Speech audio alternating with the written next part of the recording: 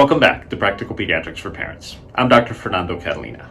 As a pediatrician, I get a lot of questions from parents about pacifiers. Parents want to know, should I use a pacifier, when to start using it, when to stop using it, and how to get rid of the pacifier if your child won't give it up. So I made this video to talk about those questions and other pacifier-related questions.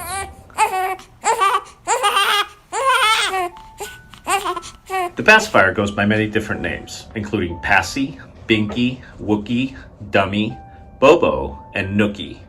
Pacifiers have been around for thousands of years, and they've been made from many different materials, from clay, wood, and bone to brass, silver, and gold. Today's pacifiers are made from silicone, latex, and rubber. Be sure when you buy a pacifier, get one that does not contain phthalate or bisphenol A, known as BPA. These are common additives that can be toxic to your child. In general, pacifiers are a good thing. They help kids be calm, they decrease the risk of sudden infant death syndrome, or SIDS, and children who don't use a pacifier often end up sucking their thumb, which can be a difficult habit to break. In order to prevent nipple confusion, the American Academy of Pediatrics recommends waiting to introduce a pacifier until breastfeeding is well established. It's usually okay to introduce that pacifier at around 2 to 4 weeks of age. However, a Cochrane review looking at studies of thousands of babies found that introducing a pacifier either right at birth or waiting after breastfeeding was established had no effect on the prevalence or duration of breastfeeding. So you should be able to introduce that pacifier pretty soon after birth, especially if you're not planning to breastfeed. Choose the right size of pacifier and shape of pacifier based on their age. The second part of the pacifier, called the nipple, comes in two different shapes: rounded, which has a ball-like nipple, and orthodontic, which has a flattened nipple. Rounded pacifiers are often easier for younger babies to suck on, and orthodontic pacifiers may be better after 6 months of age, when the baby's teeth start coming in. You can give your child their pacifier while they are sick, but when they get better, you should sterilize that pacifier by putting it in boiling water for 5 minutes. Make sure that it's safe to boil the type of pacifier that you have. Some pacifiers made from rubber can break down in boiling water. Using pacifiers beyond the first 2 years has been linked with problems with the mouth and teeth, and it also increases the risk of developing ear infections. I recommend that around 18 months of age, you limit the use of the pacifier to naps and nighttime, and that you get your child used to not using a pacifier when they're up and active. At around 2 years of age, you should stop using that pacifier altogether. If you're expecting a younger sibling, consider stopping the use of the pacifier in the older child at least 3 months before the baby is born.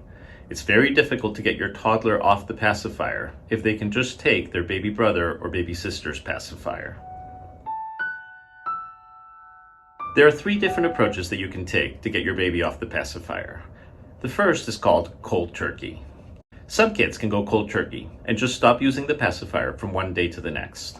To do this, simply get rid of all of your child's pacifiers and offer them a different comfort item, such as a stuffed animal or a special blankie.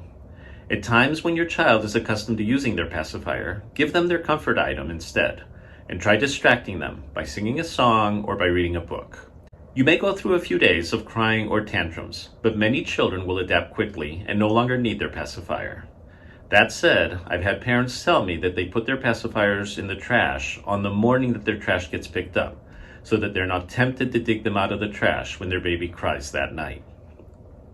A second approach is to sabotage your child's pacifiers to make them less appealing.